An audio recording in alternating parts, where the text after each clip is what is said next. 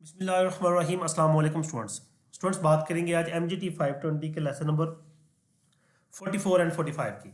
45 basically revision है पिछले कुछ लेक्चर्स की, तो 45 को तो हम डिस्कस नहीं करेंगे, लेकिन 44 को इंशाल्लाह हम डिस्कस करेंगे आज। 44 में है हमारे पास एक्सपोर्ट्स एंड इंपोर्ट्स। वैसे एक्सपोर्ट इंपोर्ट्स को पीछे मुसलसल हम बात करते चले आ रहे हैं, लेकिन हम यहाँ पे कुछ चीज़ें और इनकी फर्दर डिटेल में देखेंगे इंशाल्लाह इनको। सबसे पहले हमारे पास है product policy, refer to applying product related decisions in international markets. अभी बल्कि ये भी पिछली बातें रिपीट हो रही हैं, हम प्रॉपरली आते हैं सेल्स ओरिएंटेशन, कस्टमर ओरिएंटेशन। हाँ जी, इनको बात करते हैं। सेल्स ओरिएंटेशन क्या है? Orientation firms attempt to sell domestically successful products abroad. जी, फर्म्स जो है वो जो प्रोडक्ट डोमेस्टिकली सेल कर रही हैं वो अब्रॉड भी सक्सेसफुली सेल कर रहे हैं। अज्यूम ग्लोबल कंज्यूमर सिमिलैरिटी, किस तरह से होगी है कि ग्लोबल कंज्यूमर जो है वो भी सिमिलर प्रोडक्ट ही नीड कर रहा है। More aggressive than product orientation. ठीक है। Managers ask where additional sales can be generated. जी, अब प्रोडक्ट जो है प्रोडक्शन, जब आप प्रोडक्ट बाहर सेल कर रहे हैं तो अल्टीमेटली आपको प्रोडक्शन जो है वो अग्रेसिवली करनी है, ज़्यादा प्रोडक्शन करनी है। और मैनेजर जो है इस चीज़ को जस्टिफाई कर रहे होते हैं कि उन्होंने अपनी सेल्स को किस तरह से जनरेट करना है, अपनी एडिशनल सेल्स किस तरह से क्रिएट करनी है। Focus on understanding customer needs in each country. किस तरह से होगा कि वो कस्टमर की नीड्स को फोकस करेंगे, देखेंगे कि किस कंट्री में किस तरह कस्टमर को किस तरह की नीड है। Manager ask what products can be sold in the specific markets. Managers ये देखेंगे कि किस तरह के प्रोडक्ट किस जगह पे सेल की जा सकती है। Encourage product modification and market research. और नॉर्मली इंटरनेशनली मूव करने के लिए प्रोडक्ट में मॉडिफिकेशन और मार्केट रिसर्च जो है उसको एनकरेज किया जाता है कि आप जितनी मार्केट रिसर्च करेंगे, प्रोडक्ट को जितना मॉडिफाई करेंगे, उतना इजीली अपनी प्रोडक्ट को सेल कर सकते हैं। नेक्स्ट हमारे पास आता है strategic market orientation, combine production sale and customer orientation. हम प्रोडक्शन ओरिएंटेशन यानी कि प्रोडक्शन के आगाज को, सेल्स को, कस्टमर को, इन तीनों को कंबाइन लेकर चलते हैं। प्रोडक्शन शुरू की, कस्टमर से रब्ता किया, प्रोडक्ट सेल की, और ये मामला हमारा एक रूटीन से चलना शुरू हो जाता है। फिर आता है societal market orientation, consider environment, health and social impacts. हम इन चीज़ों को भी कंसीडर करते हैं कि हमें एनवायरनमेंट को देखना है, लोगों की हेल्थ को देखना है, सोशल इम्पैक्ट्स, इन चीज़ों को। आप देखें, जिस कंट्री में जा रहे हैं उस कंट्री के में अगर इन चीज़ों को प्रॉपर एथिकल रिस्पॉन्सिबिलिटीज़ के साथ लोग देखते हैं फॉरेन मार्केट्स के अंदर, नहीं सॉरी, वहाँ पे बाय लॉ है तो भी ठीक है, लेकिन अगर बाय लॉ नहीं है, इन्फोर्सेबल नहीं है, तब भी एथिकली ये रिस्पॉन्सिबिलिटी है फॉरेन मार्केट्स के अंदर कि आप इन चीज़ों को कीप इन माइंड रखें। रीजन फॉर प्रोडक्ट अल्ट्रेशन, कौन से रीजन होते हैं कि प्रोडक्ट को की अल्ट्रेशन की जरूरत होती है? उसमें एक तो लीगल रीजन है कि आप सेफ्टी, लेबलिंग, एनवायरमेंटल लॉज इनको फुलफिल करें। कल्चर रीजन में लोगों के टेस्ट, कलर, उनके हैबिट्स डिफरेंट होती हैं। इकोनॉमिक रीजन में lower purchasing power requiring cost reduction. ठीक है, इकोनॉमिक रीजन जाते हैं लोअर परचेजिंग पावर। अच्छा, ये हम सीधा सीधा आएंगे अब प्रोडक्ट लाइफ साइकिल कंसिडरेशन। हाँ, एक्सपोर्ट स्ट्रेटजी बात करते हैं। Exports is a low risk international entry mode. जी, एक्सपोर्टिंग जो है इंटरनेशनल मार्केट में एंटर होने के लिए सबसे लो रिस्क एक्टिविटी है। क्यों? क्योंकि आपने प्रोडक्ट यहीं पे बनानी है, बाहर से डिमांड आनी है तो अपने प्रोडक्ट बाहर भेजनी है, ऐसे नहीं भेज देनी। Require lower investment than foreign direct investment. जी, आपको एक्सपोर्टिंग के लिए इन्वेस्टमेंट भी कम चाहिए FDI की निस्बत।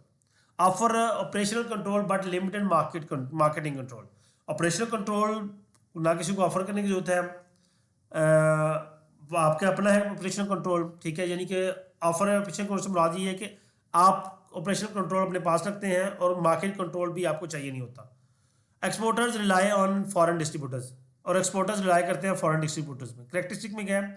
Larger firm more likely to export, export intensity is not directly related to firm size. जी, लार्जर फर्म्स एक्सपोर्ट को ज़्यादा पसंद करती हैं, ठीक है, एक्सपोर्ट करती भी हैं, लेकिन ये लाजमी नहीं है कि जो फर्म का साइज़ है वो एक्सपोर्ट पर को असरअंदाज होता हो, एक्सपोर्ट की इंटेंसिटी पर। छोटी फर्म्स भी एक्सपोर्ट करती हैं और बड़ी बड़ी एक्सपोर्ट्स भी करती हैं। Why companies export? Primary objective increasing sales revenue, help utilise excess production capacity, diversify market risk.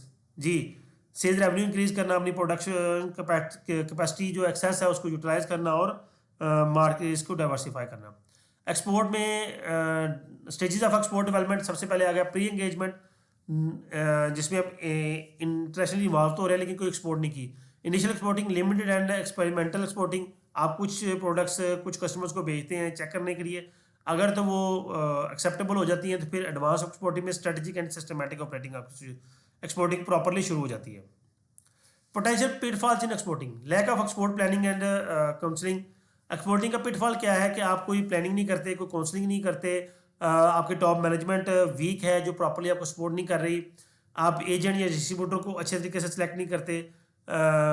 Domestic boom में भी अगर आप इग्नोरिंग एक्सपोर्ट्स ड्यूरिंग डोमेस्टिक बूम्स, ठीक है जी, एक्सपोर्ट की जब जरूरत है आप उस वक्त एक्सपोर्ट को इग्नोर कर दें तो बाद में एक्सपोर्ट आपके किसी काम का नहीं है।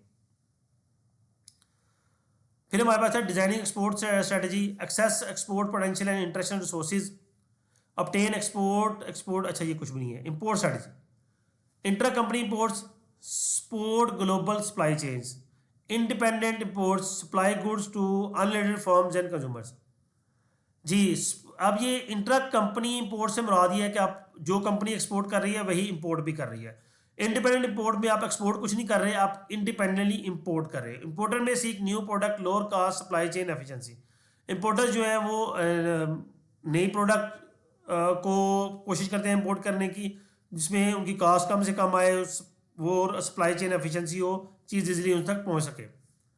Role of custom agencies, regulate entry of goods in the country. Custom agencies का काम क्या है, उन्होंने गुड्स को इंस्पेक्शन करना है, ट्रेड लॉज चेक करने हैं, गुड्स की एंट्री को रेगुलाइज करना है, अगर कोई डिले हो रहा है तो उसको मिनिमाइज करना है, ठीक है, ये कस्टम एजेंसीज का काम है। Import documentation, required documentation vary by country.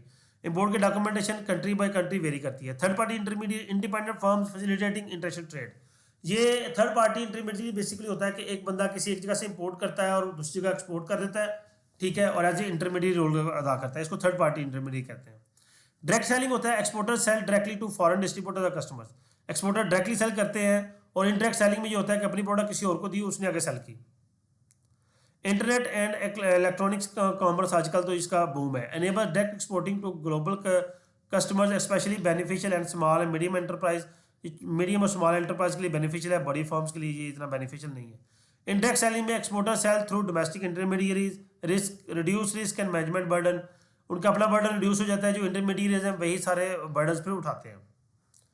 Next आ गया एक्सपोर्ट ट्रेडिंग कंपनीज। अच्छा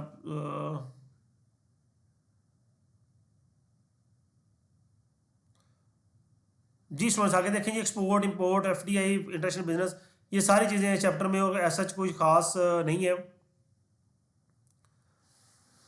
export assistant in Pakistan, export promotion bureau act as a primary government body responsible for promoting exports of Pakistan. जी, ये ईपीबी एक्सपोर्ट प्रमोशन ब्यूरो जो है ये वो इदारा है जो कि रिस्पॉन्सिबल है एक्सपोर्ट्स को प्रमोट करने के लिए, provide guidance, market information and export development support. ये गाइडेंस प्रोवाइड करता है, मार्केट इन्फॉर्मेशन प्रोवाइड करता है, एक्सपोर्टर्स को एक्सपोर्ट डेवलपमेंट की में हेल्प करता है, किस तरह से अपनी एक्सपोर्ट को डेवलप कर सकते हैं। State Bank of Pakistan provide export refinance facilities to exporter to concessional rates. जी, स्टेट बैंक ऑफ पाकिस्तान जो है जो एक्सपोर्टर्स को रीफाइनेंस फैसिलिटीज़, यानी कि अगर उन्हें कोई एक्सपोर्ट की है, अगर उन्हें द्वार पे करनी पड़ी है, पैसे उनके पास कम हो गया तो उनको रीफाइनेंसिंग फैसिलिटी भी स्टेट बैंक की तरफ से मिलती है। वैसे खैर इतना ज़्यादा इस पर फोकस नहीं किया जाता। Chamber of commerce and industry serve as facilitator between exporters and government agencies. Chamber of commerce का बहुत बड़ा रोल होता है, जो बंदा मुल्क से बाहर जाना चाह रहा है और अगर वो चैम्बर ऑफ कॉमर्स का मेंबर होता है किसी भी सिटी का, जिस तरह मैं गुजरावाला से हूँ और अगर मैंने बाहर कहीं बिजनेस के लिए जाना है या वैसे भी बाहर मैंने ट्रैवल करना है तो मैं अपने आप को एज ए बिजनेसमैन शो करवा के इजीली ट्रैवल कर सकता हूँ, मुझे इजीली वीज़ा मिल जाएगा एम्बेसी की तरफ से। क्यों? क्योंकि मैं चैम्बर ऑफ कॉमर्स का मेंबर होगा और चैम्बर ऑफ कॉमर्स मुझे एक लेटर बना के देगा, जी ये हमारा मेंबर है, बाहर से परचेजिंग करना चाह रहा है तो इसे जाने की परमिशन दी जाए। Provide trade related information network opportunities and advisory services, represent exporter interest eight national international forums. कि जी ये बड़ी जगहों पे ये काम आता है chamber of commerce. Government incentives for exporters, government के इंसेंटिव्स में अनोस incentive such as export rebates, duty drawback, subsidies, कई तरह की subsidies, export rebates, tax reduction, tax concession, इस तरह की चीज़ें जो गवर्नमेंट की तरफ से इंसेंटिव दिए जाते हैं एक्सपोर्टर्स को ताकि वो एक्सपोर्ट्स को बूस्टअप किया जा सके।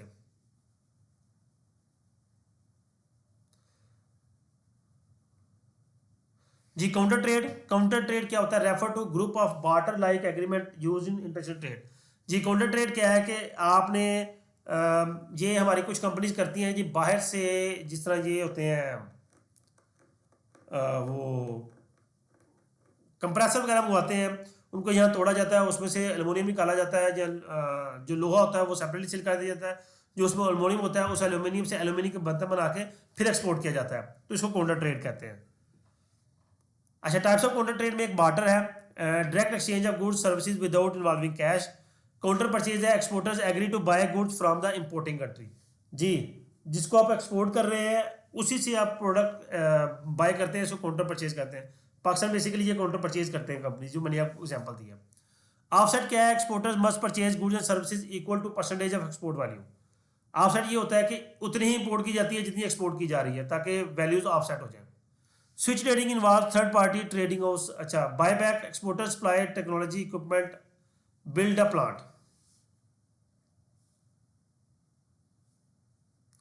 जी, आप जो चीज़ एक्सपोर्ट कर रहे हैं उसी से मिलती जुलती चीज़ आपको एज ए पेमेंट एक्सेप्ट कर ले तो उसे बाय बैक कहते हैं, या वही चीज़ आपको परचेज कर ले वापस।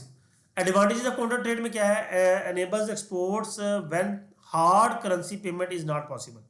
काउंटर ट्रेड का सबसे बड़ा एडवांटेज ये है कि जब करेंसी पेमेंट पॉसिबल ना हो तो आप जो इम्पोर्ट एक्सपोर्ट इक्वली कर लें तो आपका मामला सेटल डाउन हो जाता है। Improve competitiveness against firms insisting in on cash payments.